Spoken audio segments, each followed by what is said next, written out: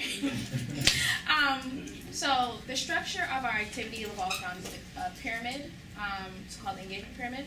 And what I'm going to do is I'm going to tell a story. It's story time, and then we'll come back to the pyramid. So observing. Inspire initial and repeat contact with the organization. So for those of you who don't know, I was the president of the Black Student Union. This is my 4th year here at UMBC, so I'm old. But initially, when I first got here at UMBC, I didn't really want to be a part of that organization for various reasons, and I didn't feel the need to be a part of that organization. So after talking to people that were in it and meeting with their president, I was like, well, okay, this seems pretty cool. And at the time, his name was Chidi Aga, and Chidi was involved with SGA, he was BSU president, he was also in Greek life.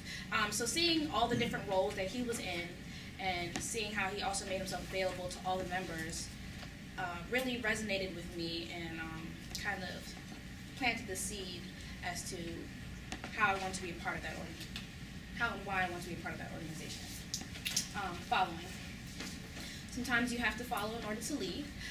So being able to watch the board members kind of sit in on meetings, understand why they made the decision that they do, and see how it reflected on me as a member, kind of pushed me towards the direction of wanting to be more involved, not necessarily with just that organization, but in campus as a whole. And so being able to sit on their executive board meetings and talk to them outside of their professional roles really kind of said to me, yeah, you can be a leader, you can do things, you can impact UMBC and be important. And endorsing.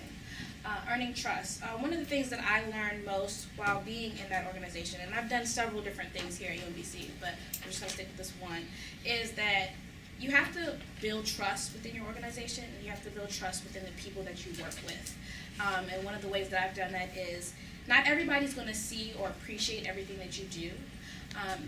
And you have to make sure that that's something that you acknowledge and accept, because sometimes the small things go unseen, sometimes, always. But it's okay.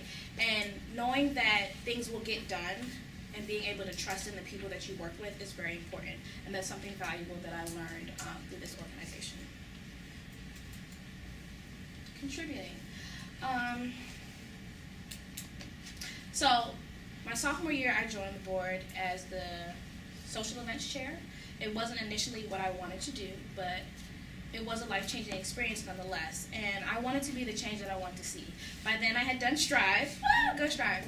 And I had realized that no matter what my role may be on the board, I could still make a difference, and that was the biggest point that I wanted to bring to the table, and the biggest idea that I had was we can make a difference, we can change lives, we can impact our community and the community surrounding us. Owning. Then last year I became the president, and as the president, you take all the heat, good and the bad, but you have to make sure that no matter what the role that you're in, you step outside and reflect on the good and the bad. And that means owning up to your responsibilities, owning up to the good and owning up to the good things that have happened, owning up to the bad things that have happened, things that can be done better, stuff like that. And that also means understanding what your organization needs. I know it depends on the type of organization structure and things like that, but for me it meant understanding what the union represented as a whole to not only the members, but to the campus. So it wasn't until I got into that leadership position that I really understood the significance and the role that my organization played here on campus. And then leading. When leading, you have to know who you're working with.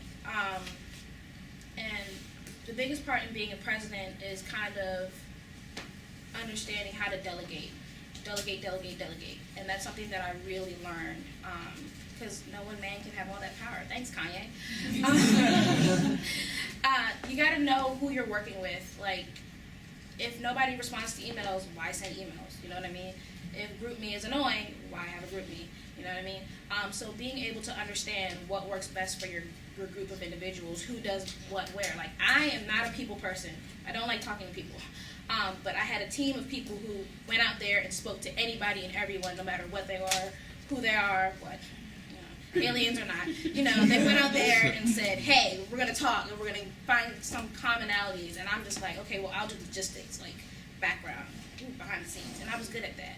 And figuring out our strengths and weaknesses really helped our team and being the organization that we were in. We were like unstoppable because we're amazing.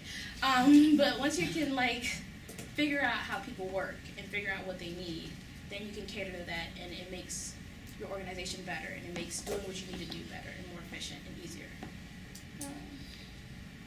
So that's my wonderful story. Oh, we're going to go back. Yes, and now we're going to start with Amy, so you guys can do your own pyramid. So just kind of touching a little bit more on this pyramid, one of the things that really works with this model with our student organizations is kind of how or where the focus is.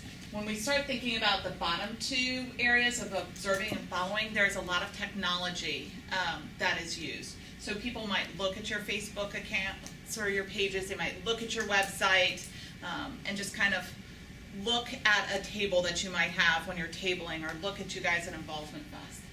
When they start following you, they might stop. They might talk to you. They might decide that they'll like your page or follow you on Twitter. And so these are two areas that you can really engage in social media and really reaching out to students and engaging them. So it's really important to kind of know that when you're looking at engaging and motivating members, you're starting way before they're even members of your organization. And so that presence you have is important. On the flip side then, when you're looking at leading and owning and having members in your organization, that's based a lot on relationships, one-on-one relationships with the people in your organization. And so it takes a different type of skill set and engaging with people in those different ways. So what we're going to ask you guys to do is in your notebooks, flip over to a clean sheet. And you guys heard Anikia share her story as she kind of went through the different stages of the engagement period within her pyramid within her own organization. We know each of you has your own unique story. And so we're going to ask that you draw your own engagement pyramid for your experiences in your organization. So kind of starting here at the beginning with observing and kind of tell your story through this pyramid. Were you even here on campus before you started looking up organizations and kind of checking things out? Or were you not starting to look at things until you were a junior when you had things settled? So new triangle, new pyramid. So when we study leadership identity development, so how someone moves from being a child who sees only their parents as leaders and the president as leaders, to adults who see themselves as leaders and other people, their peers, people who are really great at leading groups. There's many stages in that look a lot like this. So I want you to think about this as you structuring your organization and how a freshman goes from being a first-year student to becoming a leader. And I think you probably know a lot of these stages because they probably show up in your own story. So when you joined your organization, were you just a Twitter follower? Did you just go and sit in meetings and you were anonymous? Or did someone actually learn your name? No, no one learned your name. You're shaking your head no. Yes, tell me what happened. So I basically started going to the event, and I was approached by the leader, and he kind of just asked if I wanted to be an officer, and recruited me as a historian. Yeah. Yes. So someone came to you, acknowledged you as another human being in the room, and said, I think you would be great at this for this reason. Maybe because you're a warm body in the room and we just need people to fill these officer positions. But it was probably because you're fantastic. And they saw something in you. I'm just going to keep pointing at you. I hope that's okay. You and I now have a connection where I'm telling you these things. Where you are special and you're going to be great at these things.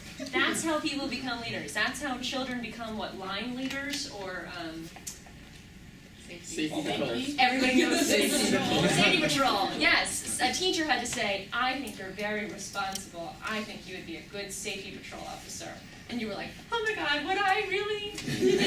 That's how you get first-year students to keep coming to meetings. You build committees into your student orgs. There doesn't just have to be 4 officers, because that only allows 4 people to really feel great ownership for this group.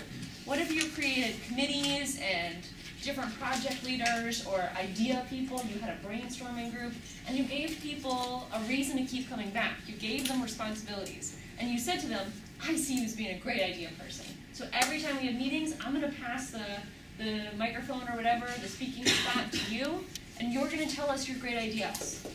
Oh my gosh, I would keep coming back, far more than if I was just a Twitter follower that was like, well, I have a meeting at 7, I guess I could go, that'd be fine. So, okay, I'm sorry, I forgot your name. Oh, David? David, Question mark. what group are you in?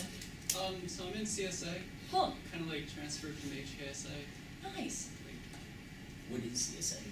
CSA is the Chinese Student Association, which is kind of part of the HKSA, Hong Kong Student Association. Cool. Okay, so you're an officer in the group? Yes. So, what does that look like? So you and your other officers do your own meetings, and then you meet with a large group. Do you have thoughts about next year? What's happening? We're still we're like in the planning phase of CSA, but it's basically, like we have the general body meetings and the e-board meetings. We currently are planning year to year, not quite in the future as much. Although we are trying to create, I guess, certain events that will go each year. We're still building away. Sweet. Cool. So I hope you all are writing down some thoughts right now. We're trying to build in some time. Because I want you to really think through, as an organization, how do you create these structures? How do you do the things where first-year students learn about you, so you have some type of website or Facebook page so they can observe you as being people they might want to be friends with. They join, and you acknowledge who they are, and then give them a responsibility, and then do what CSA is doing and thinking about how do you just create a sustainable organization. Because you're not leading if you're not training the next officers. Transitioning officers is the #1 priority of officers. You are great now, but if you leave the next year of people in the dark, thanks man, that was awful. Last year was a waste.